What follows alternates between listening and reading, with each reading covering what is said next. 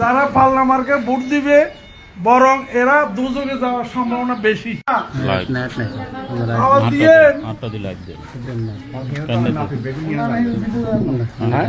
আপনারা কেমন আছেন গো? আলোচনা করতে আসছি। আমার নাম শুনছেন নি?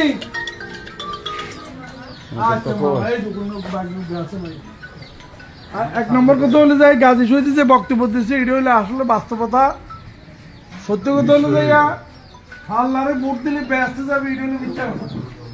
এটা আমরা জানি এটা তারা বিভ্রান্ত এগুলি নিয়ে আপনারা কখনো বিভ্রান্ত হবেন না, অন্য মহিলাদেরকে বিভ্রান্ত দিবেন না। বরং আজকে একটা ফেসবুকে দেখলাম যারা পাল্লা মার্কে ভোট দিবে বরং এরা দুজনে যাওয়ার সম্ভাবনা বেশি।